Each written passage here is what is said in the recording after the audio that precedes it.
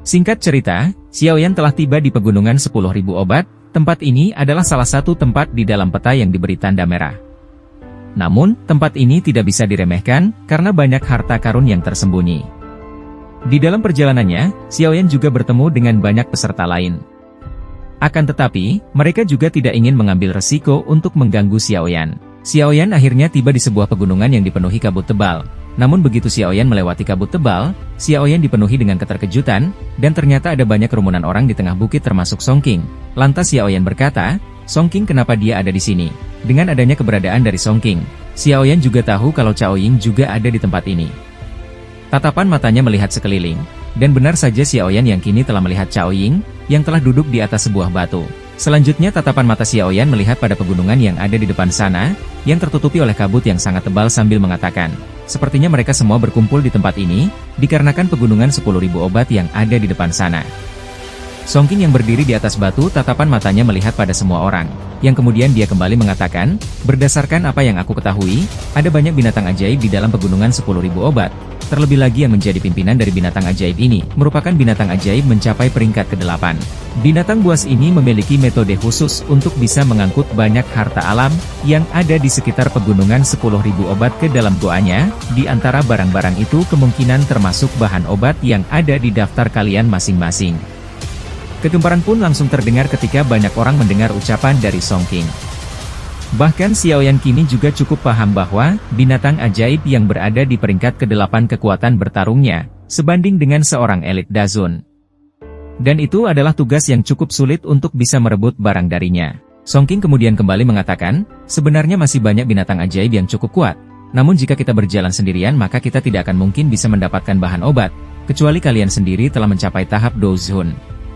Oleh karena itu, aku memberikan saran supaya kita semuanya melakukan kerja sama satu sama lain, dan berurusan dengan binatang buas itu. Setelah berhasil mengalahkannya, aku cukup yakin binatang ajaib yang ada di bawahnya akan segera kabur." Mendengarkan kata-kata dari Song Qing tersebut, banyak orang merasa setuju dan juga ada sebagian yang tidak menyetujuinya. Kemudian Song Qing kembali berkata, "Aku sebenarnya mengetahui kekhawatiran dari kalian, maka dari itu, kita saat ini harus membuat sebuah kesepakatan. Sebelum kita menghabisi binatang buas itu, maka kita tidak boleh menyerang rekan kita sendiri. Siapapun yang melanggar perjanjian ini maka dirinya akan dikeroyok sampai mati. Bagaimana, apakah kalian semua setuju?" Mendengarkan perkataan Song Qing, semua orang pada akhirnya menyetujuinya. Akan tetapi Xiaoyan tidak tertarik dengan kerja sama mereka. Xiaoyan kemudian berbalik ingin pergi. Ketika Xiaoyan berbalik, tiba-tiba saja suara angin kencang bergema di kejauhan. Beberapa sosok bergegas muncul, di mana orang yang muncul ini adalah sosok yang paling ditargetkan Xiaoyan di alam pil, yaitu Tuan Muda Sekte Xuan Mendalam yang bernama Chen Xian. Xiaoyan hanya bisa melihat betapa tingginya posisi Chen Xian di Sekte Xuan Mendalam, bahkan sampai di alam pil pun dia masih diikuti, dan dijaga oleh dua ahli dozong yang dulu juga mengikutinya di saat membeli plat tembaga. Chen Xian kemudian mendarat di pegunungan, tatapan matanya melihat ke arah Xiaoyan dengan penuh ejekan. Xiaoyan tersenyum dingin lantas berkata, "Apakah hanya dua dozong ini yang menjadi kekuatan pendukungmu?" Karena menurut Xiaoyan jumlah itu sama sekali tidak cukup untuk melawannya, ekspresi Chen Xian menjadi dingin saat mendengar ucapan percaya diri Xiaoyan. Kedua penjaganya Chen Xian maju dan ingin memberi pelajaran pada Xiaoyan, melihat mereka mulai menyerang nyala api giok di sekitar jari-jari Xiaoyan dikeluarkannya. Namun belum sampai terjadinya pertarungan dengan dua pelindung, semua orang mengalihkan pandangan mereka ke arah Song Qing dan Cao Ying, karena mereka tidak membiarkan Xiaoyan dan Chen Xian membuat masalah.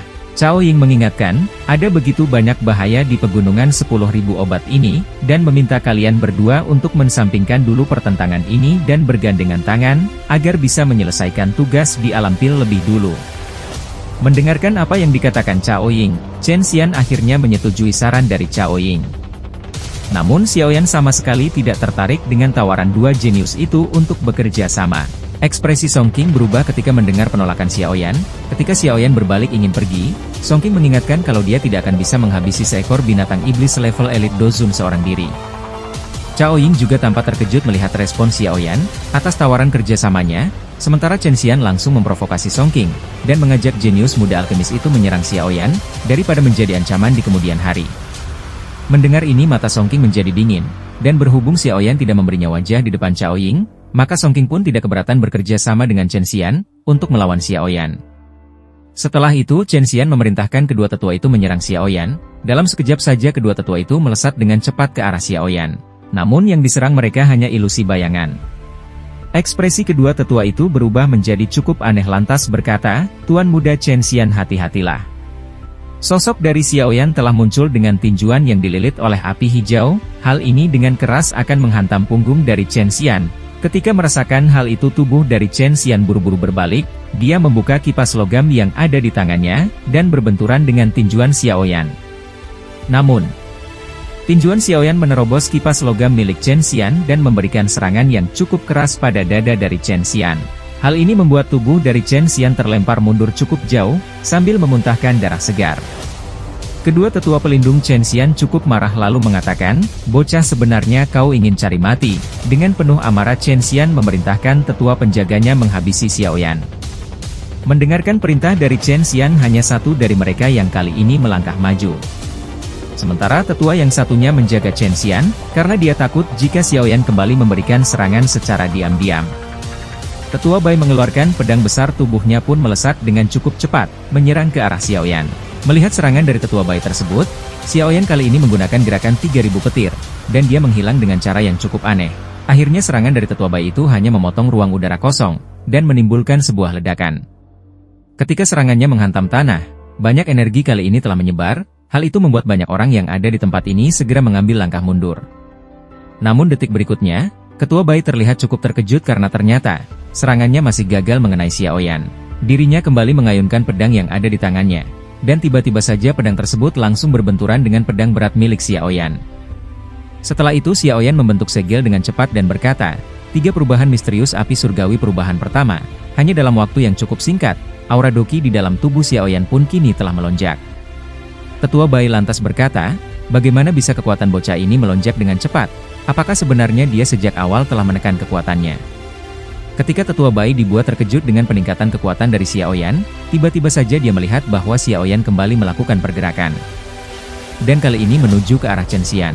Melihat hal itu tetua yang lainnya pun buru-buru melindungi Chen Xian sambil berteriak, "Bocah, sebenarnya kau cari mati." Namun baru saja tetua yang lainnya itu akan menghadapi kekuatan dari Xiaoyan, boneka setan bumi kini telah dikeluarkan oleh Xiaoyan, dan menghalangi pergerakan dari tetua tersebut. Tinju dari boneka setan bumi kini langsung berbenturan dengan tetua dari sekte Xuan mendalam, dan membuatnya tidak mampu berkutik. Sosok dari Xiaoyan dengan niat membunuh yang begitu besar kini telah muncul di hadapan Chen Xian. Yang kemudian Xiaoyan berkata, "Apakah kau pikir aku tidak bisa membunuhmu hanya karena kau di bawah perlindungan dari seseorang?" Mendengar ucapan dari Xiaoyan itu membuat Chen Xian menjadi sangat takut.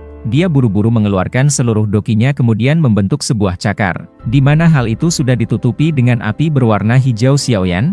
Pada akhirnya cakar dari Chen Xian dan juga telapak tangan dari Xiaoyan kali ini telah berbenturan. Lagi-lagi gelombang energi yang cukup menakutkan pun menyebar, dan bahkan membuat tubuh Chen Xian kini juga langsung terlempar cukup jauh, hingga menabrak batu dan kondisinya cukup menyedihkan. Jelas serangan dari Xiaoyan kali ini telah melukai Chen Xian dengan cukup serius.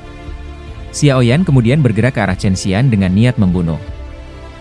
Dirinya sudah sangat membenci Chen Xian yang telah membahayakan nyawanya, dengan menjual informasi pada aula jiwa. Jika saja saat itu Xuan Kongzi tidak datang membantunya, kemungkinan besar Xiaoyan hanya akan berakhir di tangan aula jiwa. Chen Xian kini telah berubah dipenuhi dengan ketakutan. Hal itu membuat Chen Xian mengatakan, "Xiaoyan, jika kau berani membunuhku, maka sekte Xuan mendalam tidak akan pernah melepaskanmu." Xiaoyan tidak peduli dengan hal itu. Xiaoyan mengalirkan api hijau ke dalam pedang berat tersebut, dan benar-benar akan menghabisi Chen Xian sambil berkata, "Ketika dirimu berinkarnasi di kehidupan mendatang, maka kau harus memikirkan segala tindakan sebelum kau berbuat jahat."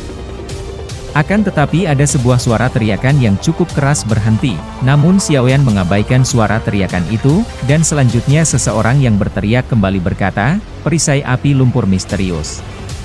Tanah yang ada di depan Chen Xian tiba-tiba saja bergetar, dan membentuk sebuah dinding perlindungan dari tanah yang diselimuti oleh api berwarna kuning. Pada akhirnya pedang berat milik Xiaoyan kini langsung berbenturan dengan dinding tanah yang diselimuti api kuning itu. Akhirnya pedang milik Xiaoyan pun terjebak di dalam dinding tanah ini, dan Xiaoyan tahu bahwa orang yang sengaja menjebaknya adalah untuk mengulur waktu supaya Ketua Bai yang ada di belakang memberikan serangan terhadap Xiaoyan. Xiaoyan tiba-tiba saja mengeluarkan kekuatan tersembunyi yang langsung menembus dinding tanah, dan kemudian menghantam perut bagian bawah dari Chen Xian dengan cukup keras. Dalam sekejap saja tubuh Chen Xian pun kali ini menegang.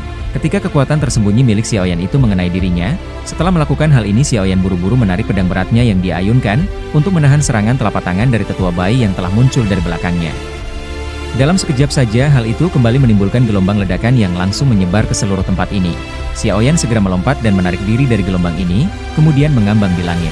Tatapan mata dari Xiaoyan melihat pada siapa yang telah menciptakan dinding pelindung yang diselimuti api kuning, untuk menahan serangannya terhadap Chen Xian, yang ternyata hal itu dilakukan oleh Song Qing.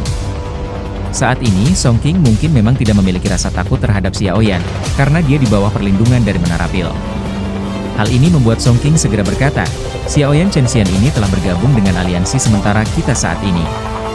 Dan seharusnya kau tidak mencoba untuk membunuhnya, karena sekarang kekuatan dari semua orang adalah modal bagi kita semuanya untuk bisa mengalahkan binatang buas, di dalam pegunungan 10.000 obat.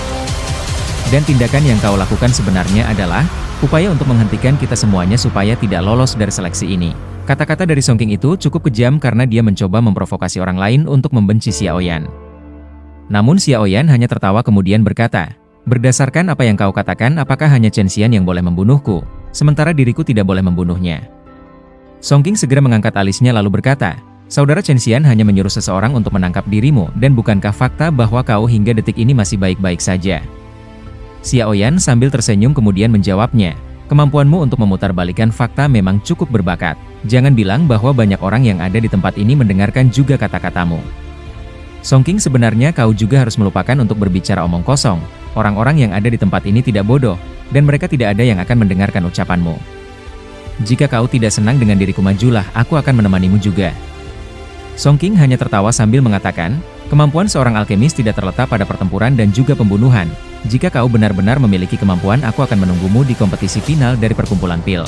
Menghadapi ucapan dari Song Qing, Xiaoyan hanya memberikan senyuman penuh ejekan. Tatapan mata dari Xiaoyan kemudian melihat pada boneka setan bumi, yang dengan cepat dia tarik untuk kembali masuk ke dalam cincin penyimpanan. Dan tetua yang tadi bertarung melawan boneka setan bumi kini telah berpindah dan berkumpul dengan tetua Bai. Mereka akhirnya muncul di samping dari Chen Xian. Tangan dari tetua Bai menyentuh lengan dari Chen Xian untuk memeriksa luka di dalam tubuhnya. Hal ini dalam sekejap saja membuat raut wajah dari tetua Bai berubah, dan dia berteriak pada Xiaoyan, bajingan, sebenarnya kau telah menghancurkan pembuluh darah dari tuan muda sekte kami, dengan hancurnya pembuluh darah tersebut. Maka Chen Xian tidak lebih dari seorang sampah, dan mulai saat ini dia tidak akan pernah bisa menggunakan doki di dalam tubuhnya. Terima kasih sudah menonton, sampai jumpa di part selanjutnya.